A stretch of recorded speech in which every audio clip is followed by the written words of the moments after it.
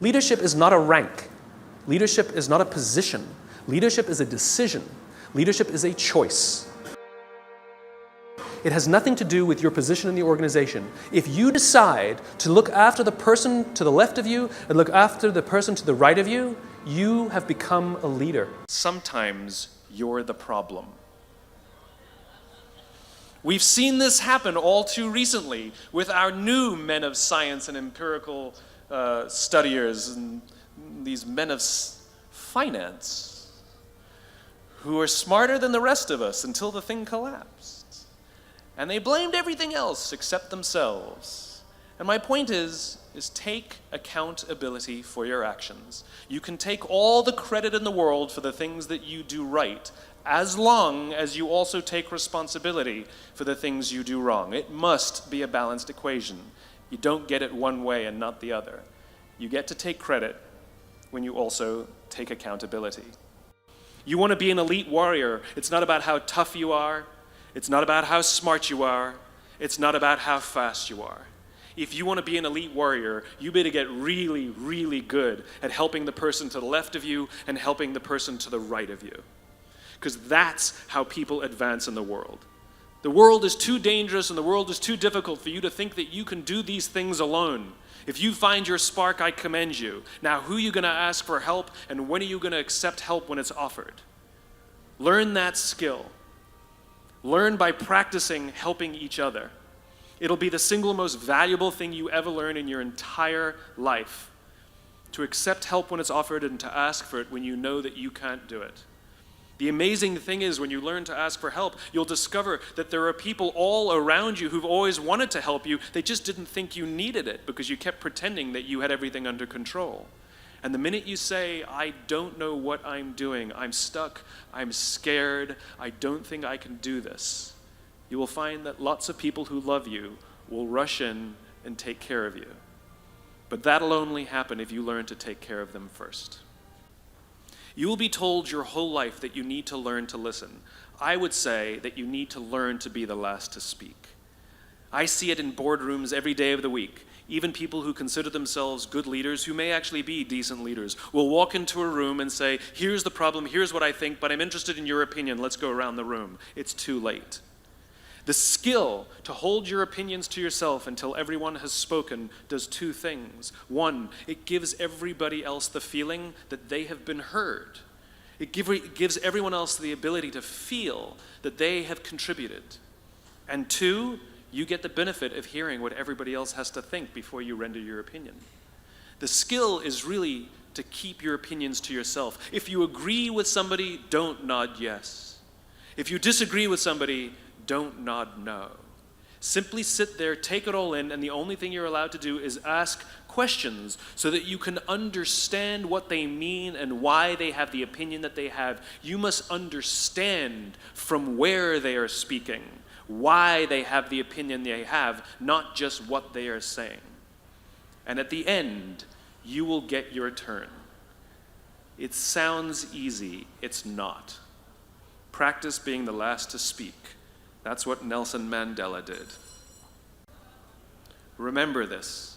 As you gain fame, as you gain fortune, as you gain position and seniority, people will treat you better. They will hold doors open for you.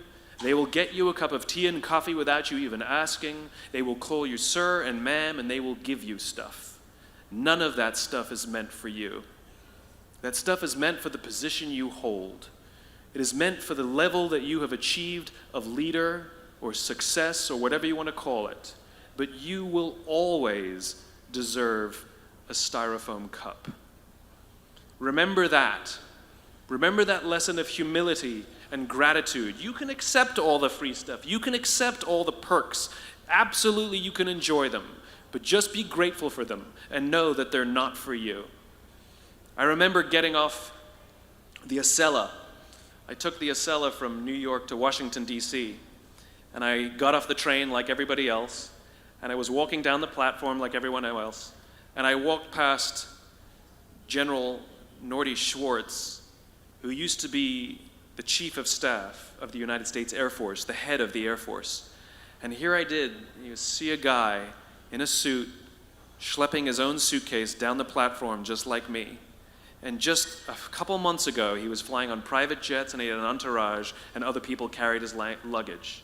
But he no longer held the position, and so now he got to drag his own suitcase.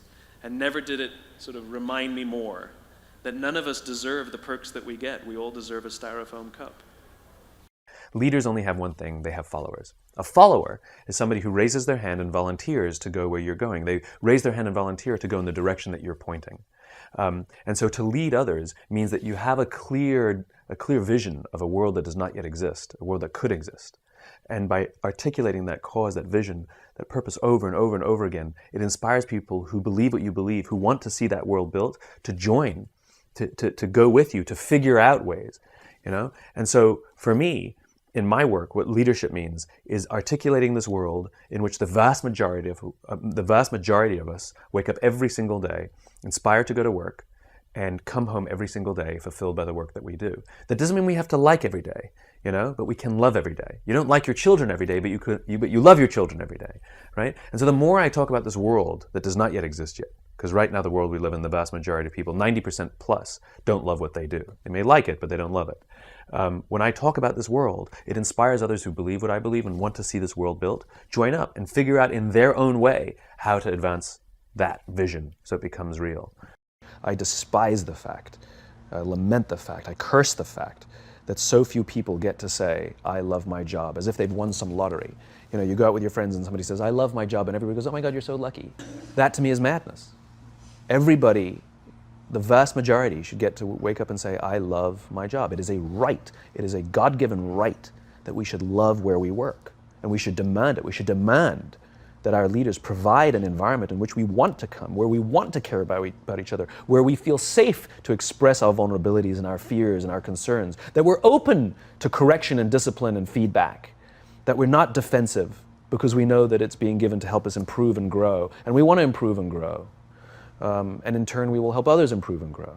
Because when we feel safe, when we feel that our leaders care more about us than a number, they care more about our lives and our confidence and our joy and our skill set, more than some short-term gain, that they care more about our priorities than the priorities of some disinterested external constituency, then we will respond in kind, and we will offer our blood and our sweat and our tears, and we will make sacrifices of all kinds to see that our leader's vision is advanced and that this company continues to thrive, not for them, for ourselves. It becomes deeply personal.